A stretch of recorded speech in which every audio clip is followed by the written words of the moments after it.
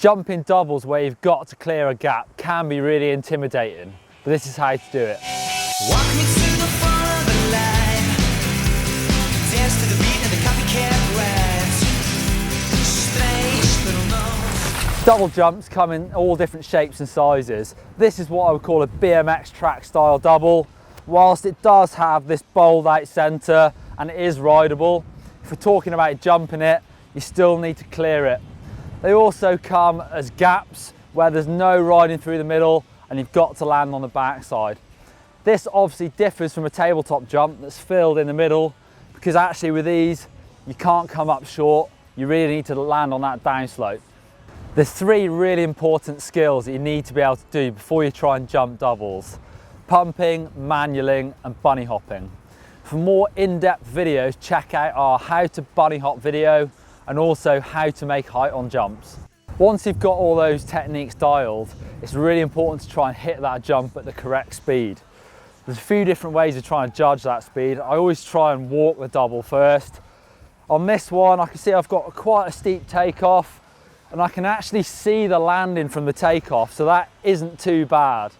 As I hit the takeoff, I'll keep my head up, look to the landing, and then try and judge how much height I need to make, or if I'm at the right speed, or if I'm going too fast. Depending on the speed you hit it and the shape of the jump, there are different ways of dealing with that double. The first one is when you're going too slow and you need to make height to clear the jump. Maybe you don't quite have enough speed, or the takeoff and landings are steep. You need the height to drop back into the landing. Remember that a good bunny hop technique should be using your weight to make the height. Think of your hips as being the weight, and your feet should show you where your hips are. On a jump, you should be heel down all the way up the takeoff, and then toes down as your rear wheel takes off, as your hips go up and forward. Number two, good speed, where you hit the jump at the perfect speed and you do very little to clear it. That is quite rare. When you hit the jump at the correct speed, your feet should actually follow the same sort of pattern as when you do the hop, except you're not putting as much effort in, so you don't do a big pump and you don't drive the front wheel up into the air. But your feet should show that you're still controlling the bike in the air. Heels down on the takeoff, slightly toes down in the air, and again landing with your heels down.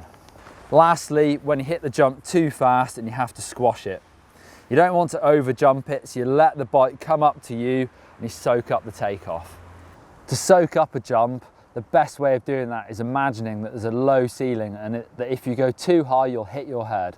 So let the bike come up to you as it hits the takeoff, keep it squashed, and then push it back down to the landing. There are two really common problems when it comes to clearing doubles. The first one stems from a bad bunny hop technique, and it's the one that I go on about quite a lot. And it's when people pick up the back wheel using their feet. It's more common with people who ride clips, so it does happen with flats.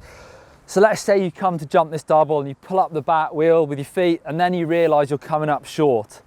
You can end up casing that jump, and that can lead to problems because you can't then pick up the back wheel anymore. The back wheel's got nowhere to go, it's going to hit you in the bum. Whereas if you've used your good bunny hop technique and you stood up and forward using your hips, and then I think, oh no, I'm going to come up short, I can then tuck the back wheel up. So I've got two different ways of actually picking the wheels up to hopefully clear that jump. The second common problem comes from the timing on the takeoff. It's something I see an awful lot of, is when people pump into takeoff and then drive the front wheel up into the air. As soon as the front wheel's left, they want to actually pick up the back wheel. And you watch people's feet go toes down as the back wheel's still down there. That means the back wheel doesn't hit the full takeoff and can actually start taking off early. You often find that however much it takes off too early, it will come up short. So you need to stay heel down all the way up the takeoff till the rear wheel hits the top, and then stand up to pick it up. If you think that might be a problem, video yourself and watch it in slow-mo, and try and keep your heels down all the way to the top of the takeoff. Something that's worth mentioning is the type of bike you're on. Hardtails are really good for jumping, because when you're pumping into the takeoff, you're not going to lose any of that in your suspension, and you'll get loads of pop. On a full suspension bike, sometimes you need to pump really hard into that takeoff so that that rear shock is squashed as you hit it. That's called preloading.